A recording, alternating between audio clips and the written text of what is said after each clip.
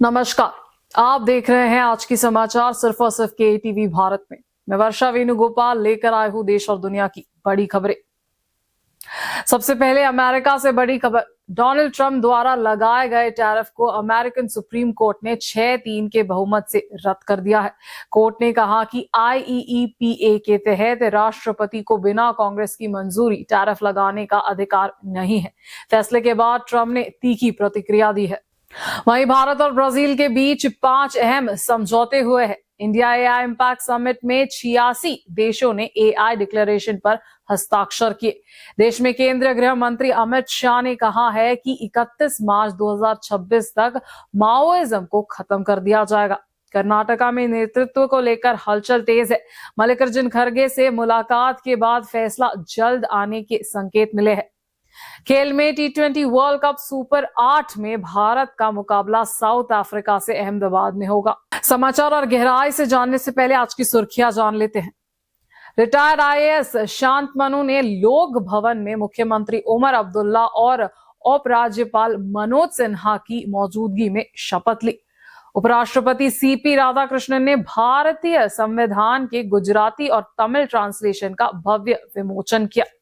Delhi BJP अध्यक्ष वीरेंद्र सचदेव और सांसद मनोज तिवारी ने शर्टलेस प्रोटेस्ट को लेकर कड़ी प्रतिक्रिया दी। भारत मंडपम में हुए प्रदर्शन। श्रीनगर में बड़ा हादसा, 7 CRPF जवान घायल। दकपुरा उमेरहर रोड पर नदी में गिरा वाहन। अहमदनगर इलाके में दुर्घटना से हड़कंप। अब समाचार विस्तार से। सबसे पहले देश और दुनिया की बड़ी खबरें। अमेरिका के राष्ट्रपति डोनाल्ड ट्रंप ने सुप्रीम कोर्ट के एक बड़े फैसले के बाद तीखी प्रतिक्रिया दी है।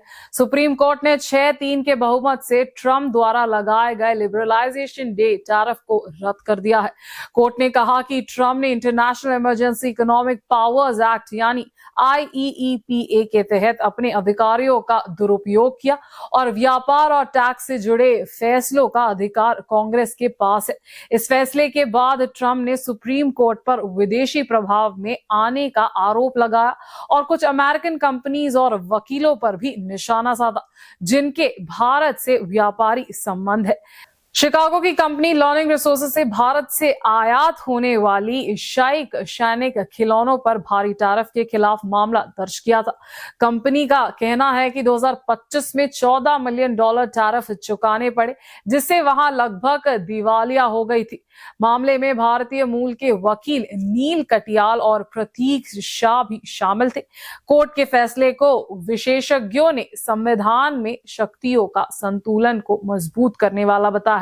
फिलहाल इस फैसले के बाद व्हाइट हाउस और सुप्रीम कोर्ट के बीच तनाव बढ़ता दिख रहा है। भारत और ब्राजील के बीच 5 अहम क्षेत्रों में महत्वपूर्ण समझौते पर हस्ताक्षर किए गए हैं। दोनों देशों के आपसी सहयोग को और मजबूत करने का फैसला किया है, जिससे व्यापार, तकनीक और विकास के नए रास्ते खुलेंगे। इस बीच न्यू दिल्ली में आयोजित इंडिया AI इम्पैक्ट समिट का सफल संपन्न हुआ। इस समिट में दुनिया के 86 देशों और 2 अंतर्राष्ट्रीय संगठनों ने AI इम्पैक्ट डिक्लेरेशन पर हस्ताक्षर किए हैं। केंद्रीय IT मंत्री अश्विनी वैष्णव ने बताया कि America, Britain, Canada, China, Denmark और जर्मनी जैसे प्रमुख देश भी इस घोषणा का समर्थन है। मंत्री ने कहा कि ये मजबूत विश्वव्यापी समर्थन दिखाता है कि दुनिया सबके कल्याण और सबकी खुशहाली का सिद्धांत को स्वीकार कर रही है। उन्होंने ये भी कहा कि प्रधानमंत्री नरेंद्र मोदी की ह्यूमन सेंट्रिक AI की सोच को विशेष स्तर पर रखा गया है। सरकार का लक्ष्य है कि आर्टिफिशियल इंटेलिजेंस की सुविधाएं, सेवाएं और तकनीक समाज के हर वर्ग तक पहुंचे ताकि AI का लाभ हर व्यक्ति को मिल सके। केंद्रीय गृह मंत्री अमित शाह ने बड़ा ऐलान करते हुए कहा कि देश के माओइज्म को 31 मार्च 2026 तक पूरी तरह खत्म कर दिया जाएगा। वह असम के गुवाहाटी में CRPF दिवस परेड को संबोधित करते हुए ये कहा।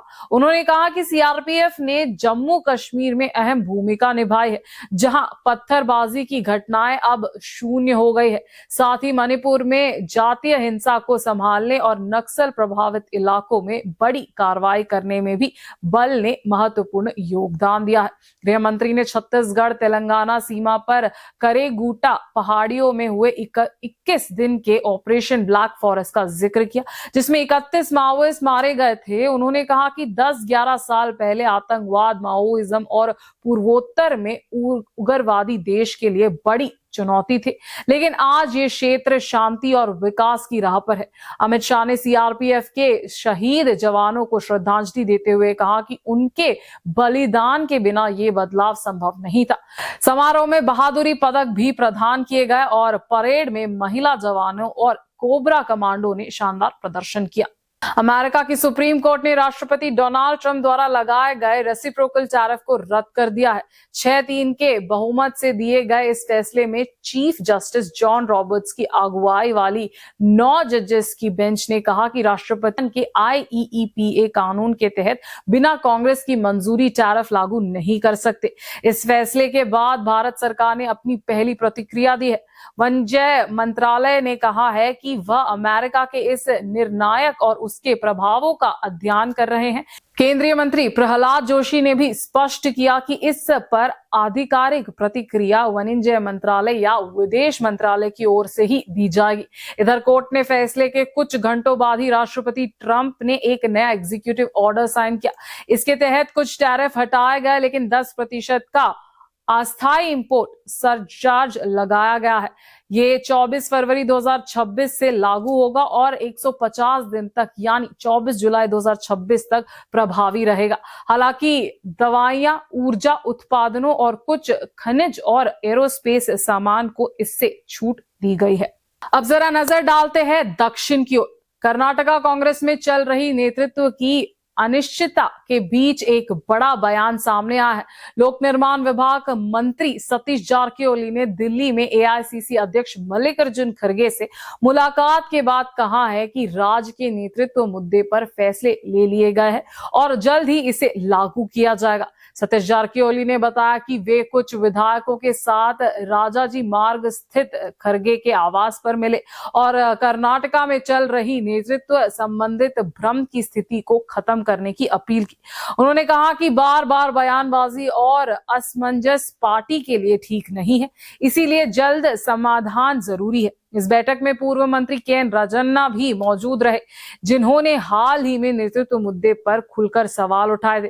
वहीं मुख्यमंत्री सिद्धरामैया ने भी हाल में बयान दिया था कि उनके खिलाफ हमलाओं के पीछे कुछ स्वार्थी और जातिगत सोच कम चल रही है। अब सबकी नजरें इस बात पर टिकी है कि कांग्रेस नेतृत्व कर्नाटका में क्या बड़ा फैसला लेने वाला है। कर्नाटका की राजनीति में बयानबाजी तेज हो गई है। मंत्री प्रियंक खड़गे ने मुख्यमंत्री सिद्धरामैया के हाल ही के एक्स पोस्ट पर प्रतिक्रिया दी है। दरअसल चीफ मिनिस्टर सिद्धरामैया ने अपने पोस्ट में कहा था कि वे गरीबों, शोषितों और वंचितों के लिए काम करते हैं और उनकी सरकार को 136 सीट्स जनता ने इसी भरोसे पर दी है। उन्होंने ये भी कहा कि राजनीतिक विरोधी उनकी लोकप्रियता से जलते हैं। इस पर प्रतिक्रिया देते हुए प्रियंक खड़गे ने कहा, अगर चीफ मिनिस्टर ये सब सहन नहीं कर सकते तो इतना बड़ा बजट रिकॉर्ड क्यों बना रहे हैं। उन्होंने पूर्व मुख्यमंत्री देवराज अरस का जिक्र करते हुए कहा कि सिद्धरामैया उनकी परंपरा को आगे बढ़ा रहे हैं और गरीबों के लिए गारंटी योजनाएं ले आ रहे हैं। बीजेपी और आरएसएस को चीफ मिनिस्टर का राजनीतिक विरोधी बताते हुए खड़गे ने कहा कि पार्टी के अंदर कोई मतभेद नहीं है। बागलकोट में हुए पत्थरबाजी पर उन्होंने साफ कहा कि कानून सबके लिए समान है और दोषियों पर सख्त कार्रवाई होगी। मुद्दा मामले और अन्य आरोपियों पर उन्होंने कहा कि हर कार्रवाई सबूत के आधार पर हो रही है और जांच के लिए सरकार पूरी तरह तैयार है। अब बढ़ते हैं खेल जगत की ओर। Bharat versus South Africa super 8 मुकाबला।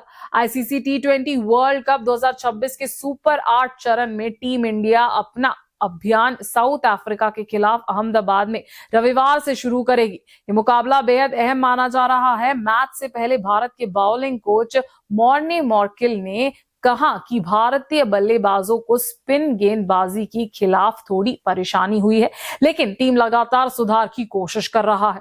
उन्होंने बताया कि इस टूर्नामेंट के पीछे बल्लेबाजों के लिए आसान नहीं होगा, खासकर धीमी गेंदबाजी के सामने रन बनाना चुनौतीपूर्ण होगा। अहमदाबाद का मैदान आमतौर पर बड़ा स्कोर देने वाला माना जाता है, लेकिन स्पिनर्स को भी यहां मदद मिल सकती है। मौसम की बात करें तो तापमान करीब 36 डिग्री सेल्सियस रहने की संभावना है। मौसम साफ रहेगा, बारिश की कोई संभावना नहीं है, यानी फैंस को पूरा 40 ओवर का मुकाबला देखने को मिलेगा। सुपर 8 में भारत को आगे जिम्बाब्वे और वेस्ट इंडीज से भी भिड़ना है।